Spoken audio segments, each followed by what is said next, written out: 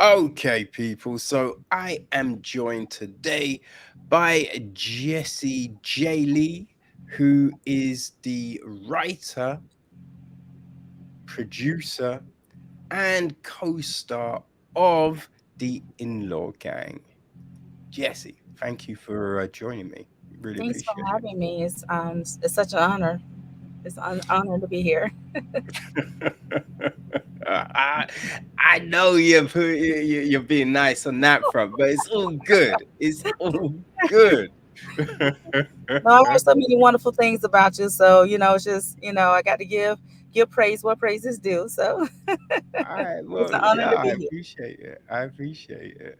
Like, this new film that if am I correct? This is your writing feature debut. Yes, it is. This is the first feature I have ever written. I am an author. I've written a couple of books before, and I have been a ghostwriter before. But this is my first feature that I Your have. first corporal Yeah, writing gig. yeah, yeah.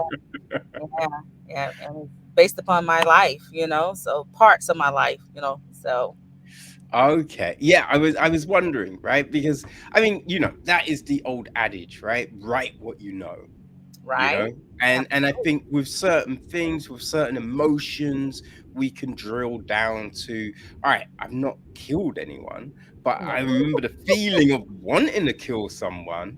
You know Yeah, what I mean? So it's yeah, just like, all right, let me fish on that. Okay, right, well, yeah. look, boom. So okay, so yeah, so you were kind of mining personal experience for this flick. Absolutely, yeah. Sigmund Freud said we all have these innate impulses.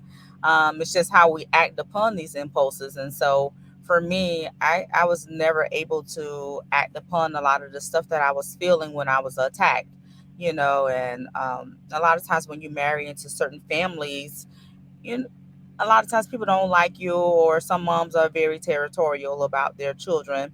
And so I kind of dealt with a lot of that, and I was like, well, why not turn it into a comedy and let's just write about it, because I'm pretty sure I'm not the only one that had to deal with this in the past. So you know Yeah, it does seem to be one of those themes, right? A lot of people do experience that yeah, animosity from the family, which is always just, it's very weird, yeah. right? It seems very weird to Mhm. want to split someone up from someone.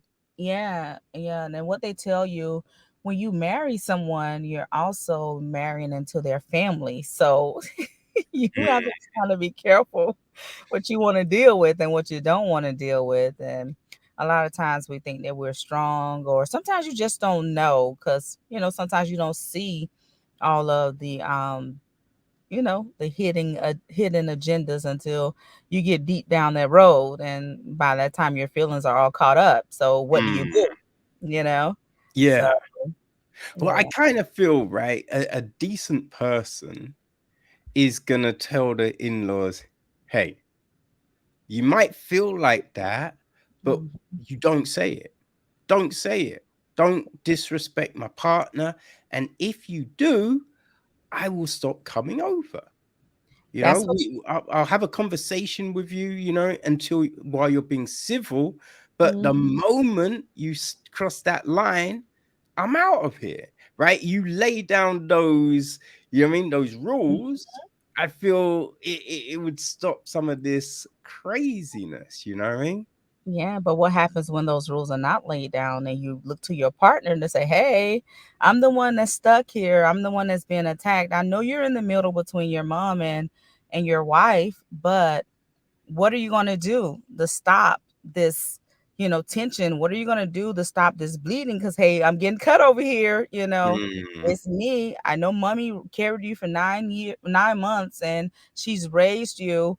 But what do you do when you marry someone that's actually really good for you, but the mom just doesn't want to let go, and so if the guy does stand up and say, "Hey, this is my wife, and you're not going to do this to her," then it will stop a lot of the yeah. issues at hand. It would. But what do you do when you don't have that?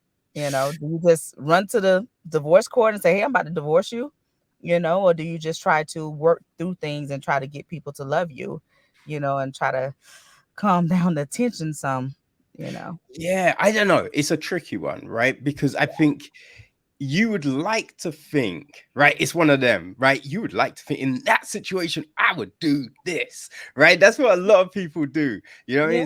yeah, Especially, you know what I mean, over the pandemic with other stuff. It's just like, I'm an ally, right? I'm mhm, this, I'm that. Okay, but will you be when everything starts going crazy, right? right, It's easy to say things when you're in times of happiness, yeah, but you know the character of someone when shit gets crazy. When you're in those trenches, right? In the trenches, what's gonna happen? But yeah, yeah, I'd like to think, right, that I would be like, listen, this doesn't happen again, right? mhm, The moment, well, I mean, I have been in, I haven't been with the in-laws. I've okay. been in the situation with friends. Ah, Right? So with I met this girl I was dating, and we went to meet her friends, mhm. right? And her friends were racist as fuck. Oh, wow. Right? So I'm sitting at this table, and the friends are saying some off-key shit, but I'm in the middle of nowhere. Oh, wow. You know what I mean? So I can't leave because she drove. I can't drive. Right, Right? So I'm stuck. And when we left, I'm just like, yo, what the fuck was that? She's like, right. what? And I'm like, your friends are off key. And she's like, oh no, they're just, I'm like, no, no, no, no, no, no, no. Your friends No. are fucked up, Yeah, right? This yeah, don't, I'm not doing this shit again. yeah. You know what I mean? And so yeah, I was like, yo, we don't do this shit. Yeah, and the thing is, it's like with any relationship. See, she didn't see that something was wrong with her friends, and that's what I kind of dealt with in my marriage. He didn't really see anything was wrong with his mom because that's what he Mm, was used to. And a lot of times, once you get used to that behavior, you can't really see that it's wrong until somebody else start pointing it out and saying, "Hey, like, listen, that doesn't feel good to me. I'm your wife. Like, you are, you were her friend, her guy friend. Like, I'm your friend. Like, hey, like, I'm mm, over here. There, it doesn't feel good to me. So, how are you going to rectify the situation?" And a lot of times, people don't know how to rectify the situation, and so they just yeah. get caught up. Yeah, that is, yeah, when it gets crazy. That's crazy. I'm not sure I would go the extent of Cassie. You know what I mean? Uh that might be a little extreme, but yeah, you know what I mean? Yeah. There's definitely lines that need to be drawn. Yeah, yeah. Cassie imagination went kind of a little it was a little out there, but with films you kind of have to like take it to the extreme just a little bit. But don't get me wrong, I did think about tying them up, putting them in a basement and just giving them a whole nice lesson. Maybe not to the extreme that Cassie went to, but um and then it's some people out there that do think like that, like, hey, you know I want to really, really whoop their ass. Yeah, no, I've thought about doing, there was a guy I worked with, we were friends, and then he got a promotion and then turned into a dick, right? Ah, yeah, Straight clown. And yeah, he always was just like trying to hang out with like the crew again, but right, then right, being an arsehole other times. So I was like to people, I'm like, yo, let's go paintball, right? Because we were talking about doing paintball. I'm just like, yo, we grab him, blindfold him, tie him to a tree, and pretend we're gonna set him on fire, right? We ain't gonna do it. We just gonna pretend, and then we can video him. You know what I mean? Crying and acting like a fool, right? That was the right. plan. But no one else seemed to be down with the plan. So I was like, all right, I guess we ain't doing this. Yeah, I don't think anybody really wants to go to jail. We can imagine it, but actually do it, it's like, "Nah, yeah, no, I don't want jail time. Yeah, no, yeah, people can get hurt, really." So that's why that's why with Cassie, it was more of imagination. And it was times that I was with my in-laws, and I would do something like really fantastic, like I would cook a dinner or something like that. And my mother-in-law would be like, it doesn't taste like my father, or it doesn't taste like mine, or it was always some type of jab. And so it Mm, was like I really wanted to slap her in that moment, but I really couldn't. So I just kind of like kept my composure, and just smiled. And at the end of the day is when my husband got all of the tea. Like, yeah, listen, this can't happen again, because I wasn't big on disrespecting parents. I was raised, where you always say yes ma'am, no ma'am type thing, and just respect your elders. And so I yeah. was never really quick to disrespect people. And so that's why Cassie's imagination, I think, is kind of like it's kind of out there, because she's always been suppressed with what she can and cannot do. Mm, yeah. No, that's definitely the thing. Definitely the thing. Like, yeah, how long did your situation go? Because we know Cassie's like 5 years, right? I think Yeah, that's what's 5 mentioned. years. 5 years. So So, so the movie is based upon a combination of two different relationships mixed into one. So I pulled from certain instances that happened in one relationship, and also other things that happened in another relationship. And so I combined them together, and it was kind of like over a 5 year, 7 to 5 year period. And so both of my relationships, main relationships in my life, they can like look at the movie, and they'll be able to pull from it, and they're gonna laugh, because a lot of them came to my private screening, and they saw it, and they were laughing. We were all laughing together. So it's no animosity type thing. We mm, all love each other, type thing. And so it was just funny. It was just funny to look back over everything and see that, hey, I really was that bad to her, type thing. And so um, we kind of laugh at it now. well, you're in a good situation now, right? So you can look back at those times and be like, all right, they weren't the best, but they've given me something, right? Yeah, And I think that's a big thing. yeah, Failure and hard times. If we can pull something from those, then it meant something. You know right, what I mean? right, So yeah, you were able to mine that situation to you know, have your first writing gig. yeah, and for it to hit theaters, I mean, that's pretty impressive. Hmm. Yeah, no, for sure. Because a lot of people talk about it but don't do it. So the fact that you know what I mean, you've done it, yo, that's big. That's big, man. Yeah. Congrats. I'm just appreciative to my team. I couldn't do it by myself. I'm just grateful to my boys. My boys, they kind of like stuck beside me, and made sure mom was okay during the filming. To my brother, um, and Jay Justice, he was a director at that time.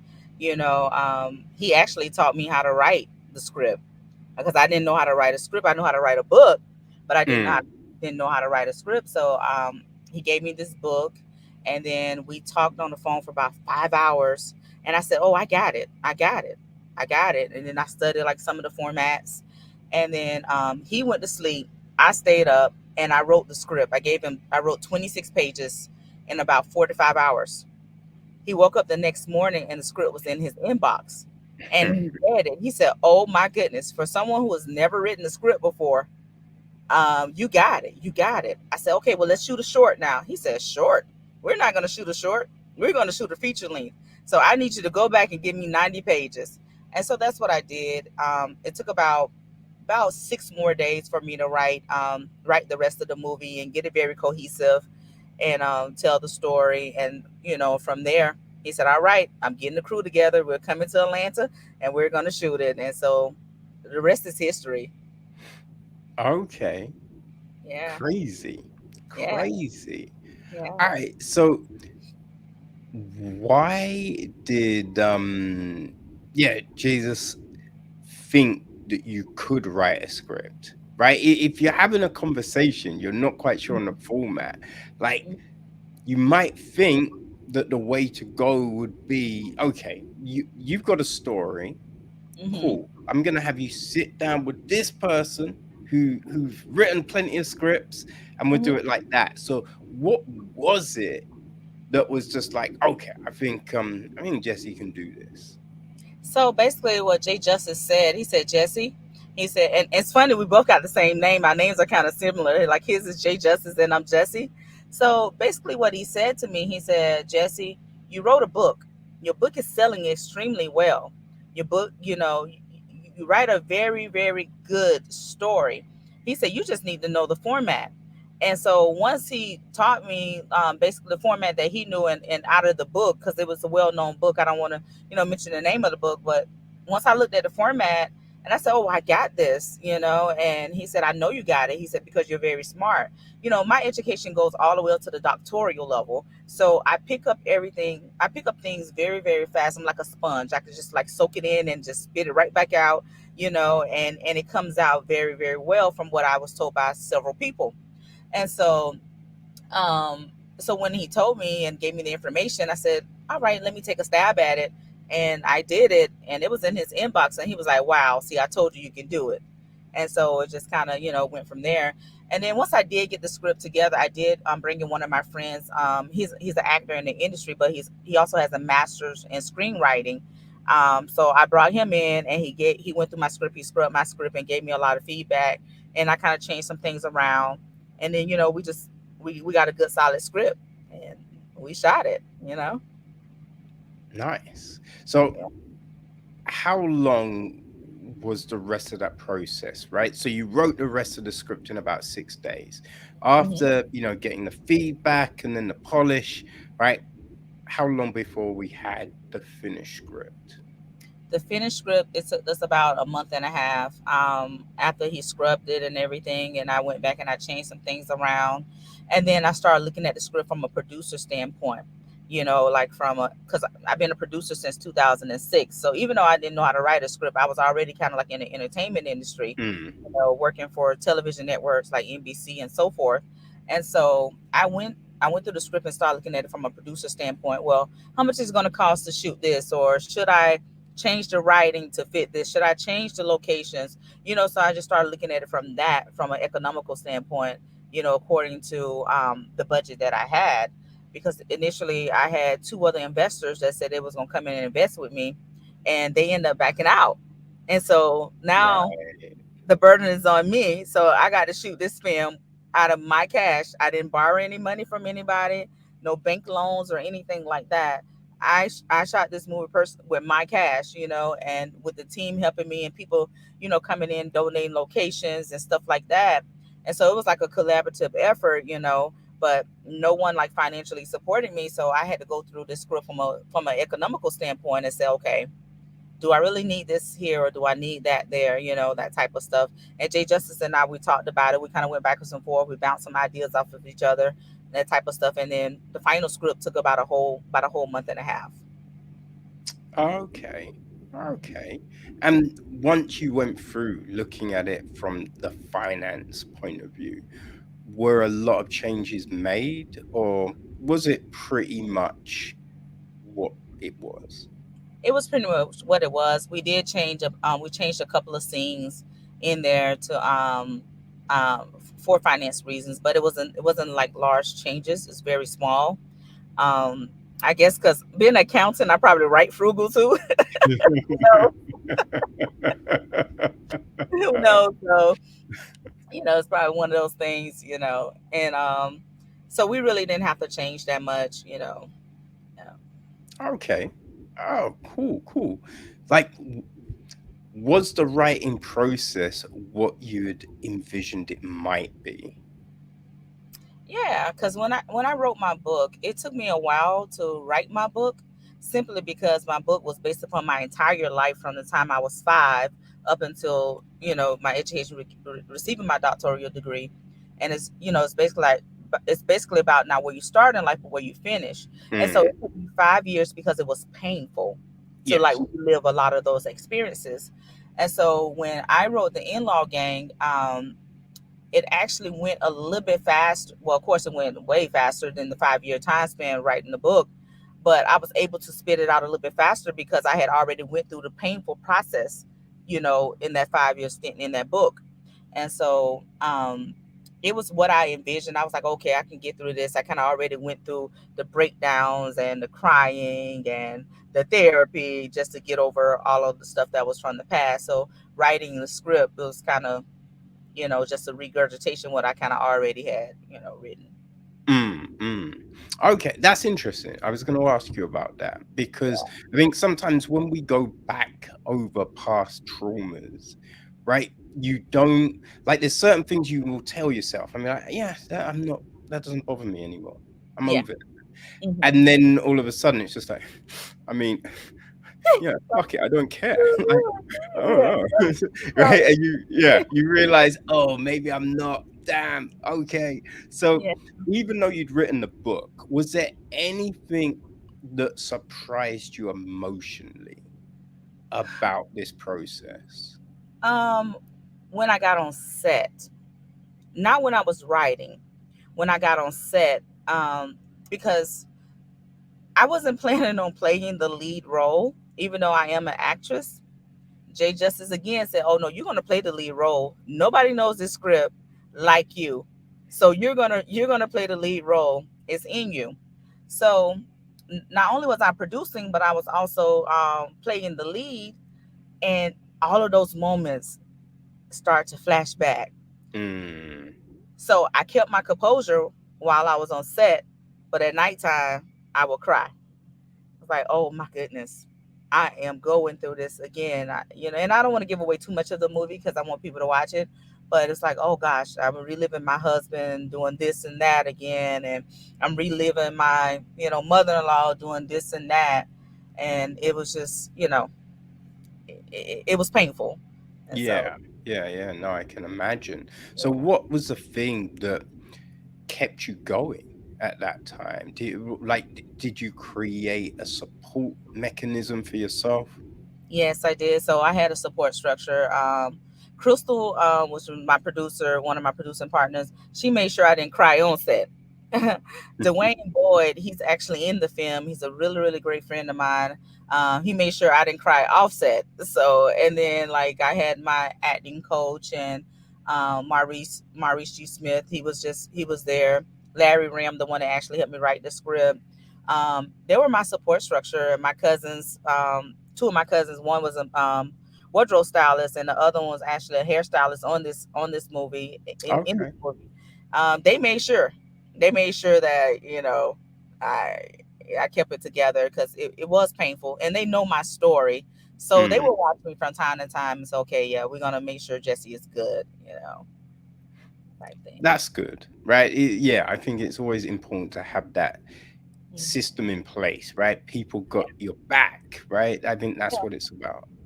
yeah, Okay. yeah. No, that's great. But yeah, so you didn't set out to star in this. So when you were writing, was there any thought about the star? Like, oh, I want this type of person or this person. Like, what were you thinking around all of that?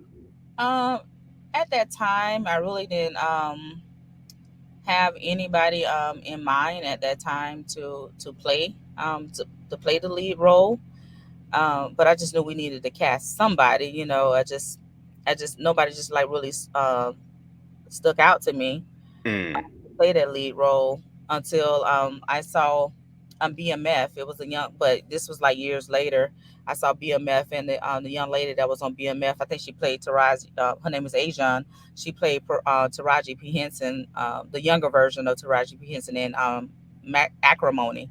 And so I was like, oh yeah, she really could have pulled off, Cassie, and did Cassie very, very well. So yeah. mm. Okay. Was there any casting done, or was it just Jesus from the start was just like, nah, it's you. No, we had a casting director that came on and helped, and so We went after several stars, and then we were just trying to fit people that closely match, the personalities and the delivery of the Mm. people that was in my family. And so Nation Kears, he has that delivery of my ex relationships. And then we got Clifton Powell. He reminded me of my father-in-law. And then we got Tracy Musnick. We had La Rivers. They all reminded me of the individual people. And then we had this young lady that was in my class. This was her actorial debut as well. She reminded me so much of my mother-in-law as far as how she talks, not personality wise, but just how she talks and how her mannerism and stuff like that. So we said, oh yeah, she needs to play my mother-in-law. She did well. She did very well. She did very well. Okay. Yeah. So, like, had she, taken, you know, anything from you? Like, you know what I mean? Was it just like, all right, I'll put it in the film because I don't mess this woman up, right? A whole bunch of questions. She actually interviewed me about my mother-in-law. She wanted my mother-in-law's page and so forth, and so she went and studied her and all that good stuff. And she delivered it.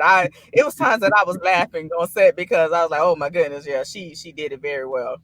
So yeah, so it was uh, it was a sad process at night, but on set it was kind of like we were laughing a lot, like we were cracking up. It was so many things that was like bloopers and stuff like that. So it made the process on set fun.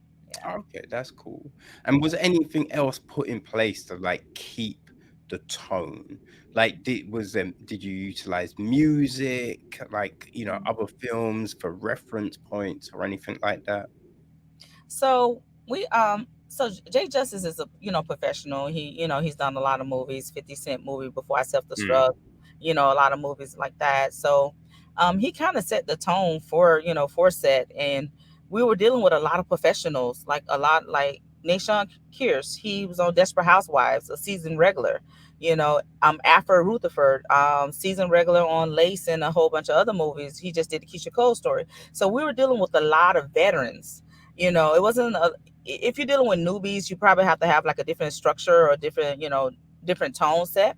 But because we were dealing with veterans, they knew their job, they knew their assignment, they knew we're getting ready to work. We're not gonna play around too much because time is money. So everybody came in with that mindset. Oh, let's get this movie. This movie is Jesse. We love you type. Atmosphere that they brought to the movie. Like we love you, we got you. um and because this was my first lead role, I was next to Nation and I was next to Alfred Rutherford. It was times they was like, Jesse, we got you in this scene. All right, let's do it like this, let's rehearse like this, let's do it like that. So they kind of like really carried me, along the way and made sure that I was good even within the scenes with them. okay. Ah, Yeah. that's helpful. That's really cool. Yeah. Hmm. Nice, nice. And so, you're wearing several hats for this film. Like, Yes. what was the one that was the most challenging for you? And was one of these particular roles the most enjoyable? um the what was most challenging for me is just when I relived one of the scenes where my ex had crossed the line, and I actually, saw it unfold before my eyes. So Ooh. that was the most challenging for me, the challenging Mm. things in this process for me. Uh, the most fun thing for me was the basement. We had fun. Oh my god. Like the thing with the basement, I'm just like, all right, that's kind of because the way, like, yeah, because I don't want to say too much, but I Yeah, kind of thought there were certain things you were saying. I'm just like, yo, you give this shit away. Like, you can't bring that up. What are you doing? right, right, right. The basement was so much fun. Oh my goodness. Yeah, they just got to watch the movie. Yeah, Yeah, yeah. yeah, yeah. But superheroes, what Yes, was that about? Like, I'm just like, wait, no one can see. What are we doing? right. That's just Cassie wild imagination. Like she always wanted to be like this superhero. Like she always tried to super like save people. And so that's why she didn't want to give up on her marriage so fast, because she's always trying to fix things. She always trying to save relationships. So Mm, dressing up as the superheroes was kind of like a metaphor for who she really, is her life, She's always trying to save the world. She's always trying to fix people. Sometimes you just have to let people be broken and you just stay away from them, you know, mm, because in the process they will bring you down. yeah, So yeah, yeah, yeah. And then Cleopatra, like she was the queen, like she dressed up as the queen, like, hey, I'm a queen. But you really ticking Cleopatra off right now. So it was kind of like one of those type of things to play like to symbolic. It was like a lot of symbolism in there to show, you know. yeah. Okay. All right, that makes sense. That makes sense. I had to ask. I was just like, yo, what's going down here? What's going through Jess's mind? Right, right, right. Let's explore Jesse Mind. See what's up in there. That could be another movie, The Curious Case of Jesse's Mind.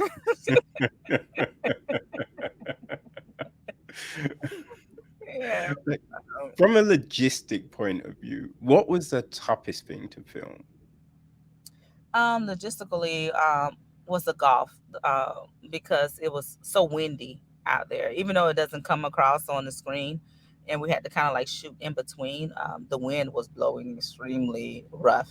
So from a logistic standpoint, I would say the golf scene is like the biggest. Okay.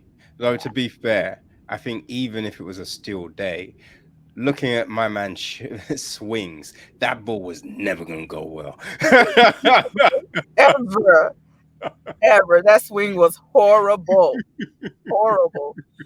Wow. And that's why I wrote in the script the bogeys, and so people that play golf, they will understand, what's going on in that world, Instead of a typical golf scene where people just out there playing golf. No, let's incorporate, you know, the Mm.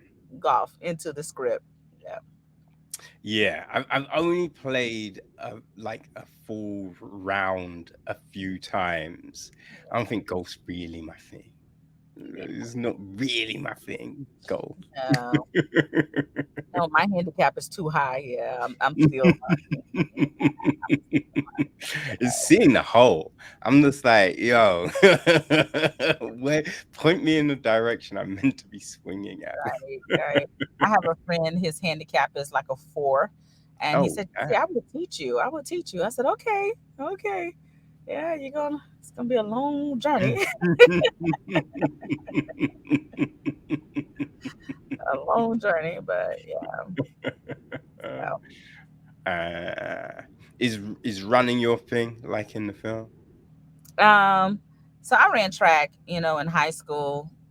So I'm a athlete track. I played a little basketball, that type of stuff. And then, my boys, they play football. So I'm like the football mom that gets out there and throw the football with the kids. And then, Okay. Oh, yeah, so not proper football. not proper Not football. proper football. No. It's like No, the other this. one of them did play soccer. So that's the proper football for you. Yeah, yeah. Well, I think like I love NFL, right? I'm Washington and my team, right? That's the team I grew up watching. Yes. But I'm like, yo, it's in the hands. So why are we calling it football? It doesn't make any sense. It You should know be what I mean? all right. Right. Right. No, I get it. I totally get it. Yeah, I get it. Yeah. So yeah, I had one play soccer and I had one play football. So, you know, yeah. American football. Put it like that. Yeah, yeah, yeah, yeah. Like I like basketball, but man, having no depth perception is a real bummer for trying to make shots. Yeah. I Yeah. can dribble though. My Yeah. dribbling's on point. Just dribble and pass. You'll be good. Just get a lot of assists. You'll be good. We just need you to dribble. That's it. So we have a celebrity basketball tournament. I just know to put you on the team so you could dribble, and then that's it. Yeah. Yeah. I handle that part of it. Absolutely, absolutely, absolutely. Yeah. Oh man. Like was finding the locations and everything, because we do move around a bit in this. So Mhm. how easy was that part of this shooting? Well, two of the locations is from the producers that's on the film, Kirk and Rashida Frost from Love and Hip Hop. So we used their restaurant, and then we used Press, which was Rashida's clothing store at the Phipps Arena, and so I'm sorry, the Phipps Plaza, and so we used her store, and so that was relatively easy because they were producers, and they were like, oh, okay, you can shoot the scene in this store, and you can shoot Mm. the other scene in the restaurant, and so those scenes were relatively easy. And then I had a hotel that was basically supporting me. They said, okay, yeah, you can shoot here, and Ah, yeah, yeah. So right. they allowed me to shoot at the hotel, and it was it's just everything just been a blessing. People were just coming together, saying, Jesse, we support your story. We know what you've been through. A lot of them read my book, and type stuff, and it was like, wow, you're a survivor. And so a lot of people want to just come on board and just help. So, Mm. No, that I think that's fire, right? Because I think, I've said it numerous times, but you see certain people and they've got these crews, right? They've got this group of people who they always work with, right? yep. With films, you look at people like Adam Sandler, J.J. Abrahams, people like that. You can look at like Jay-Z. You know what I Mhm. mean? Like Night, he works with Knife Wonder, and you know what Yeah. I mean. All them cats, right? And they always work together. So you think to yourself, yo, that's tight, right? Because Yeah. it shows they're good people, right? It shows they're solid to work with, and I Right. think that's the way to cultivate things. Because Yeah. you to do things on your own, there's certain things you can, hard work will take you there. There's Hmm. other things where you kind of need that help, right? Yeah. And that's not a slight on someone, right? It's just, to do certain things, you need different skill sets. So it's Absolutely. just like when you have people pull together, there's just something about that that just is heartwarming, Right. right? We're stronger together. Mm, Yeah. yeah, you Yeah. know, is And just it? imagine if more people pull together instead of being in competition with each other. Boy, we can accomplish a lot. Oh, so much. And I think that's the thing. You can look at like a lot of different groups of peoples, and you can see they work a lot together as a community to help build each other. But then, times people get up that ladder, and instead of turning around and helping the next cat, it's like, oh, I'm kicking that ladder away. There's only room for me up here. And it's just the weirdest mindset in the world, I feel. Right. And see, my mindset has always been different. Like I always try again that superhero outfit that I had on. I always try to save the world. And so for me, I have to have a balance in between who to save and who I cannot save. And Mhm. I didn't have that balance. And that's why I went through a lot of things that I went through because I was still trying to save people that was drowning me. And sometimes you got to let go. And so I don't kick the ladder away. I'm just very selective of who I reach back, you know, reach my hand down to help, get up the ladder because sometimes people get up the ladder just to throw you off. So Mm. you have to be very, very careful um, in what you do and how you do it, and just have a lot of discernment on who should be in your camp and who shouldn't be. You know. Yeah. But I feel that makes sense, right? Because I think it's not just free passes, right? I think you still have to show the commitment, right? You've Right, got to earn the spot, right, right? right. But once you've shown that you're about this, then it's like, all right, come on in, let's Come go. on, let's Yeah. work. Let's work. I like minded people because I don't like for people to slow me down, and that's just in every aspect of my life. If you're on my team, whether a business relationship, personal relationship, whatever, let's just work, and let's just get it, like go getters. Let's get it. But if you're coming and you always got this sad story, and you always say, "Well, I can't," it's hard for me to kind of like dwell in that space, because all the stuff that I've been through and I was able to overcome it, I know that other people can too. So it's hard for me just to dwell in that space of I can't, or that pity space, or that Mm, victim space. It's hard for me to just dwell there. I can't, and so I'm just grateful that my mindset was differently to push forward, because I could have been a statistic. I could have been dead. I could have been, somewhere else, other than where I'm at today. And so I'm just grateful. I'm grateful for the opportunities, and to God mm. opening those doors for me. Yeah, and I think, telling your story, doing your thing, it it is that inspiration for other people, Yeah. right? To go, okay, all right. In the book, like it says that she went through this. All right, well, oh, so I could get through this, Yep. right? I could get through to the other side. I could then, develop and make moves and do that thing I'm passionate about, because I think Right. that's all. Sometimes that's all you need, right? You can think, I really want to do this thing, but I don't know if I can. How could I don't do people like me do that? And then Yeah. you just need one example, just one example of seeing, oh, that person did, okay, they're like Mm-hmm. me, I could do that, awesome. So Right. yeah, I think it's very important to talk about these things, right? And Absolutely. get that out there into the world. Yeah, yeah. No one is exempt from. I think we're all successful by default. You know how a computer comes with the default settings. It's working. It's perfect. And then we start adding stuff to it to speed it up, add more RAM or whatever to make it go faster or whatever. But then sometimes we do things that get viruses on it. And so if you just go ahead and clean that computer, reset it, and start all over again, Mm. I just think we're successful by default, but a lot of times sometimes we just go off the wrong path, but we can always start over again. I always, Mm, mm. clean things Yeah, up.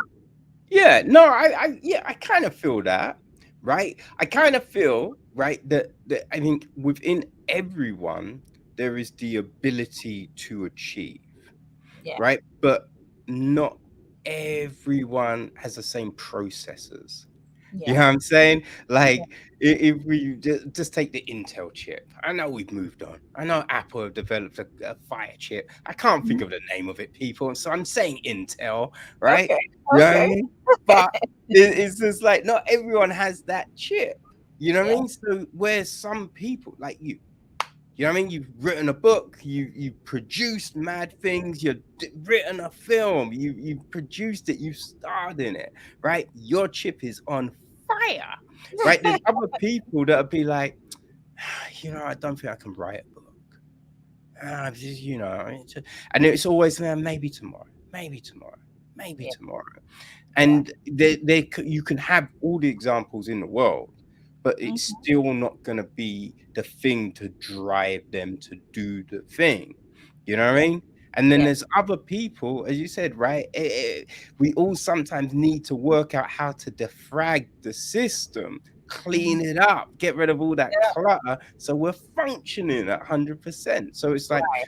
sometimes it's yoga, sometimes it's music, sometimes Yeah, it's another form of creativity, hanging with your peoples, therapy. But you yeah, just need to find that thing that is your reset that yeah, will then help you move to the next level. yeah. Hmm. And so for me, one of my resets, and I would say a therapy outlet, is that I play the drums. So I've been playing the drums since I was 8. And Mm. so I just go and just bang away on the drums and make music. And so for me, it's like I can sit at my computer, and I love Garage Band. I make a lot of beats off of Garage Band. Okay. You know, Okay. I just make beats, or I'll go in the studio and play the drums and stuff like that. And so that's kind of been the outlet for me, and then just for me being a mom, going to watch my boys play on the football field, and I'm running up down the sideline with them, like, hey, he scored a touchdown, type thing. So that for me is an outlet as well. So I think that we, like you said, we have to get all that clutter out of our mind and just learn how to repurpose a lot of that dead energy, like spark it up, and then channel it to something, something differently, regardless of whatever it is. If you want to be a cake baker, bake cakes. Get the best funding cakes out there. I'll come buy Mm, them. And so it's just we just have to. I don't know, ignite something within ourselves, or have people around you that's a catalyst. yeah. Some people do, some people do need that extra push, but other people, you can push them all day long and they're just going to sit there. So Hmm. yeah. Indeed. So, can you play those Sheena E, solos? Have you got to that? Are you doing that? Sheila E was my idol. She was my Mm. inspiration, so yeah, I'm at that. I can't say I'm Sheila E. Now I'm not gonna say that, but I can play. I can play. Okay. So All right. All yeah. right. That's cool. Have you ever, at one of your kids' games, grabbed that drum set? You know what I mean? Like the dum, dum, dum, dum, and then start hitting out a beat. Be like, yo, come on, you can score that touchdown. Bah, bah, bah, bah, bah, bah, No, I haven't, not yet. But my bah. son plays collegiate football, so I may do that this year. We'll see. All right, all right. I'll keep a looking at the news. Okay, okay. We'll see. I may pull out a drum set, or I may go out there with the band. It's like, hey, let me play the bass right quick.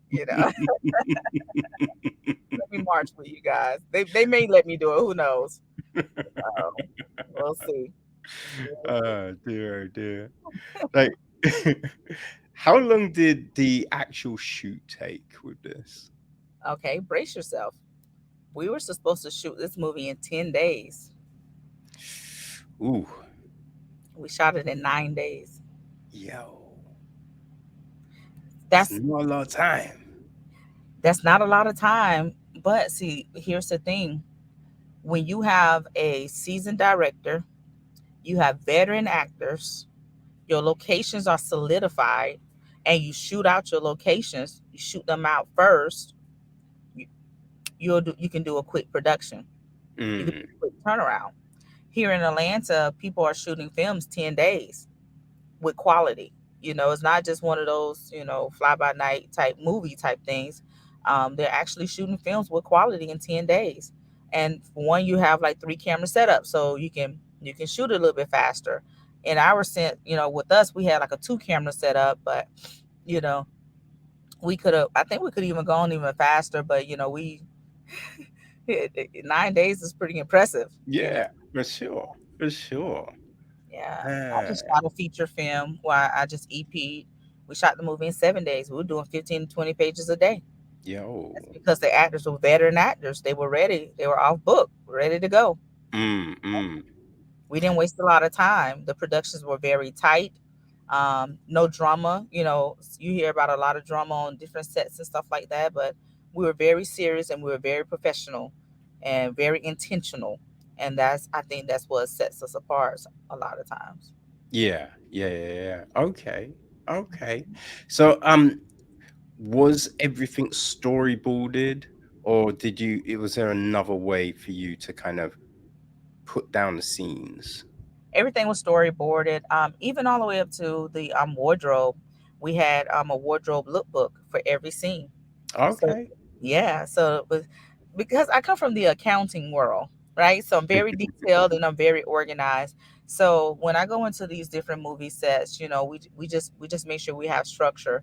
With the in-law gang, Crystal, our producer, Crystal T. Williams or Rutherford, she made sure everything was structured, laid out, and she basically took a lot of my plans and then just executed them. You know, so everything was like ready, set, let's go. You know, type thing. Okay. Yeah. All right. Ah, that sounds real smart. Yeah. Like a Mm, previs, I think you should always do a previs before your production. You, even though I know they do like a lot of production companies, they do like certain levels of previs. I like to do a all inclusive previs. I want to see what wigs they're wearing. I want to see what color the wigs are. I want to see how you're going to pin the hair up. I give me give me a visual. Give me a vision board for the hair, a vision board for the clothing, a vision board for the props. I need a vision board for everything so we won't miss anything and everything. yeah. Yeah, No, it's a good way to work for yeah. sure. So people take note, right? Jesse's dropping gems on us right now, people. Let's write out everything. Let's see it. Let's get the blueprint for everything before we just actually move forward. You know. Oh man, you have to do that. I've done a few photo shoots, and it's like having to work out every shot, right? Writing down what I need, what's the location, what components make up the shot, the kind of angle I'm looking for, and all of these kind of things. Because when you're actually doing it, it anything can go wrong. So I just found by being meticulous, you're gonna walk away with all the shots that you wanted. Right, right. Like, and sometimes we get so busy and sometimes we get into our creative flow until we forget things. But if you have something that, something guiding you, you can look back on and say, oh, yeah, okay, let's do this, let's do that. You have Mm, structure. Yeah, it's just like working in the corporate world. I've always had like a manual or something like that, or something to guide us because we get so busy. yeah. And so sometimes you need those notes or you need whatever to remind you, oh, this needs to be done this way, or what have you. So that's why I'm very very big on the wardrobe lookbooks. Like the wardrobe stylist I hire, oh yeah, you're gonna do some prep days of giving me what looks for the scene, because for me, even your wardrobe tells a story. Oh, for sure. And so I don't want her having on a dress like she going to the club when she's sad. So every everything has a purpose in the film industry, and so I have to have, not only do my DPs give me lookbooks, but my wardrobe stylist, my hair person gives me a lookbook, my makeup artist give me a lookbook. Like, these are the colors that we're going to put on them in this different scene. Because as with Wonder Woman, the scene Wonder Woman, I changed my makeup a lot in this movie. I went from Wonder Woman, Cleopatra. I was like all over the place. So my makeup had to be, it had to change with the outfits and so forth. Mm. Yeah. Ah, okay. What character was the toughest to work out the wardrobe for? Hmm. I would say me. Um, the reason being is because of, I'm only 5'3", right? And Ah, so Wonder Woman was more like 5'7", 5'8", maybe even taller than that. mm, And so mm. for me, it was, we were trying to get the boots on for me, and then like it was the sleeves, the Wonder Woman sleeves. We were trying to get Oh, those things on, and they were yeah. kind of too big and dangling. So my costumer had to come and resew them, and it was just like we never thought we didn't think that we were gonna have that issue. So they kind of like delayed a little time, only about 20 26 minutes or so.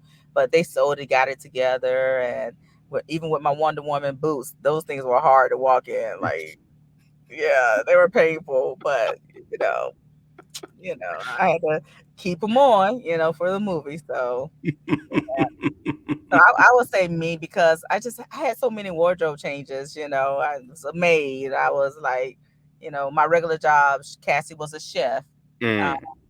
type thing. So yeah. Uh-huh. Now let's be honest, Jesse. Uh huh. Did you really do the Wonder Woman because DC are recasting? Right? Was this you're like, hey, James Gunn, I Hey, could do if they choose me to be Wonder Woman's sister or Wonder Woman, I would gladly take the job. Okay, I would gladly take it. I do want to be a action hero one day. So hey, whatever they create, I will take it. out of all the franchises at the moment, which Hmm. one would you want to jump into? Oh, Marvel Blade. I want to be on the remake of Blade. I know they. Oh, yeah. Yeah. Oh man, I I just remember watching that first Blade, and the Mhm. opening scene, you know, dun, dun, dun, dun, dun, dun, dun, dun, Mhm. dun, dun, dun, Yeah. and it was dancing, and then suddenly the sprinklers, and you're like, "Wait, there's blood. Yo, what the fuck?" And then Right. it's like, "It's a daywalker," and you're just like, "Oh, shit, it's about to go down." Right. I could be a like vampire. I can like really see myself doing that, like really kicking some ass. I can Ah. Mhm. Yeah, Blade would be a fire one to be in. Yeah. Yeah, absolutely. Absolutely. Yeah. I So mean, hey, they you never know. yeah, Maybe. well, I mean, in the comic books, I think they've introduced his daughter. Yeah, So, yeah, there's plenty of roles going all over the place. I So, know, right? who So knows? who knows? Mhm. Mm, that could be in the works. Yeah. Yep, yep. So, Yeah. with this film all done, right, has there been thought on the next project? Yeah, so my next project is based upon my first book, Becoming a Lady.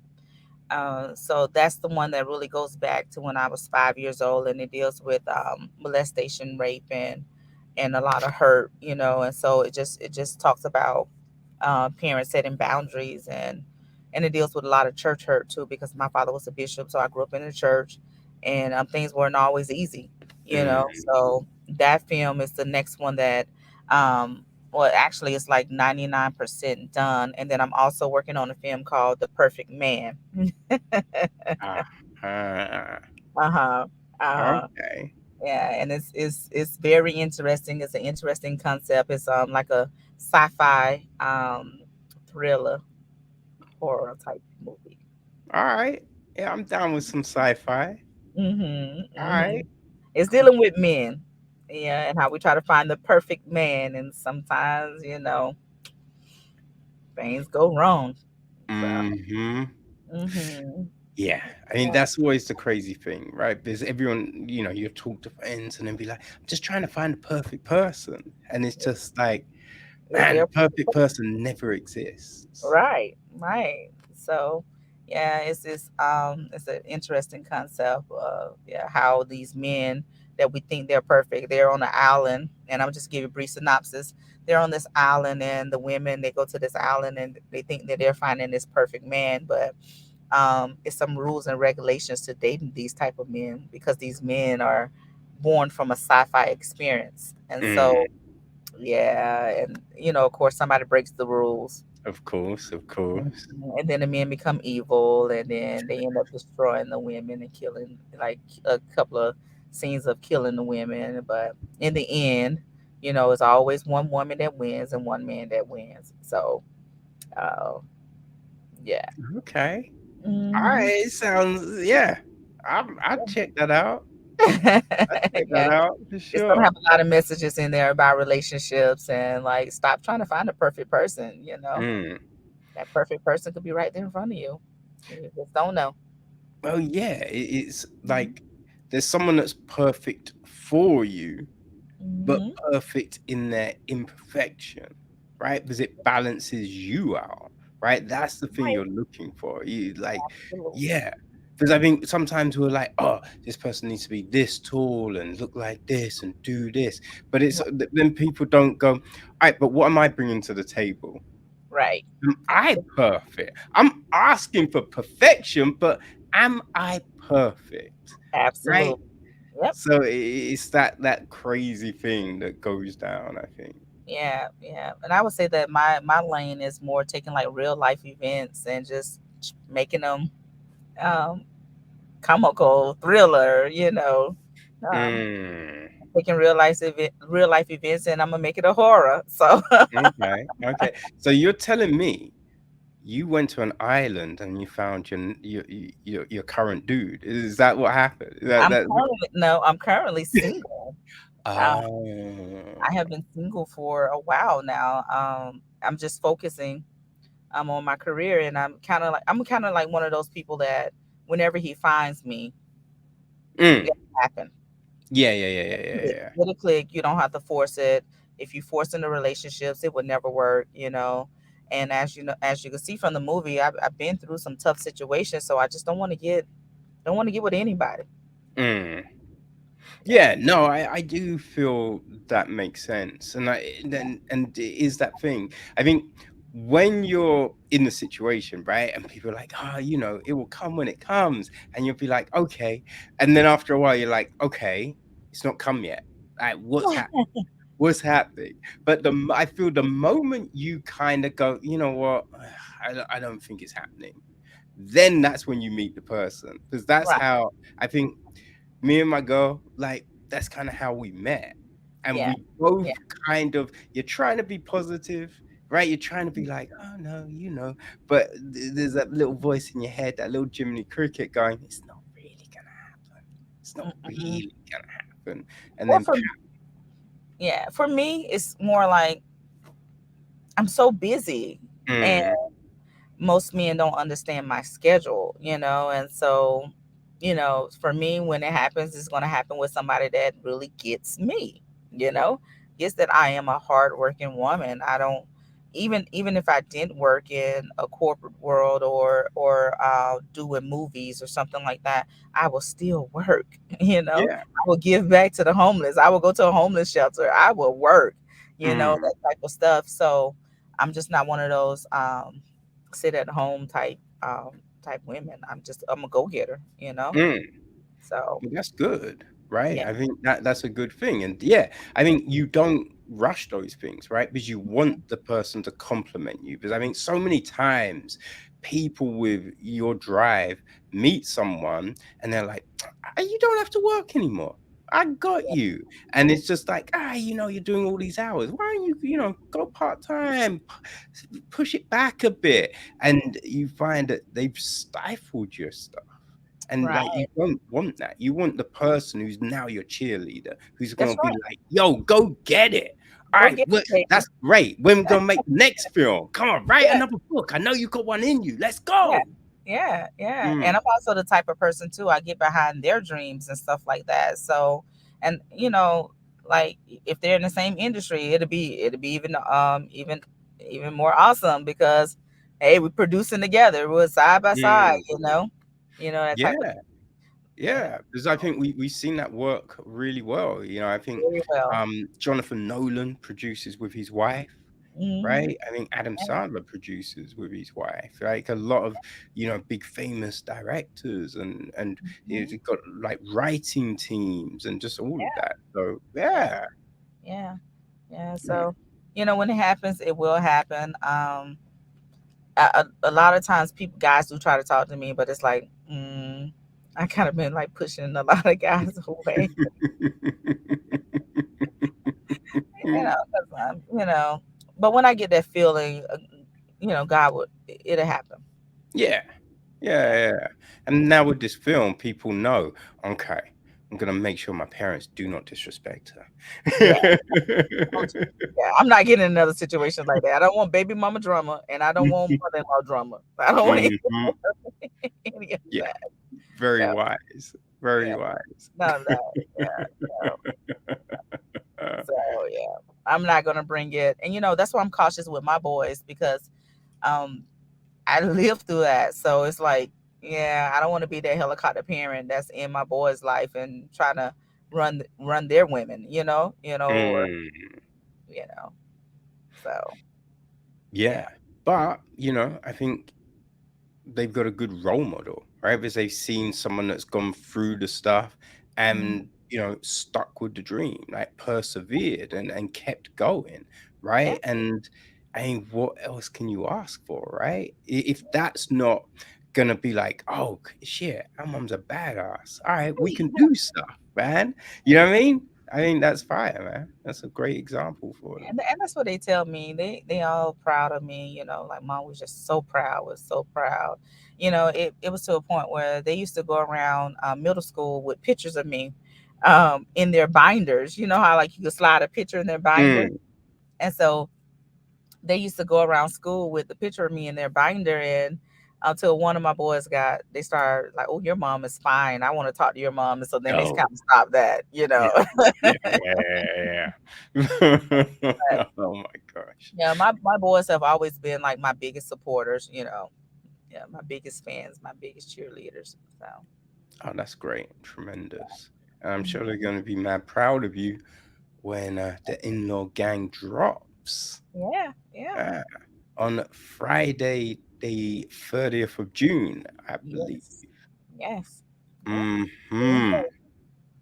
yeah, we're in the Awesome. building. Okay. And so with that, have you got like viewing parties planned? Like how are you gonna be celebrating? So we have a viewing party in Newark, New Jersey, at Cineplex. A lot of us are going out there, and then we have an after party spot that we're going to go and celebrate. I did a screening before in Atlanta where Getty came out. You know, a lot of my celebrity friends came out in Atlanta, so we're going to do something similar like that in Florida. That's where I'm originally from, and so Right. a lot of my family, friends, and all that good stuff is going to come out and support me. Outstanding. Yeah, Outstanding. Awesome. Well, I mm, hope you enjoy the experience, you know. absolutely. It was fun. And yeah, no, I very much enjoyed the conversation and I'm looking forward to these new projects. Absolutely. Thank you. And check out Once in a Valentine that comes out February 2024. And then I also have Call Her King that's in theaters actually the 28th and the 29th. And then it's on BET July the 6th. So, yeah, Hmm. a lot of projects in the works. Okay. Right. It's good to be busy. And Yeah. I believe hasn't Tyler Perry now bought BET? So Did he? Did they officially sign it? that's what I heard. I Okay. haven't looked into it tough to see if it's all officially Okay. finalized. But yeah, that's because I knew he was looking to do it, but I Yeah. wasn't quite sure if he had. And then I read that he had done it. So, Yeah, my business partner, Javon Johnson, he actually plays on Tyler Perry's The Oval. So oh, he, okay. yeah, that's another one of my business partners in the film Once in a Valentine.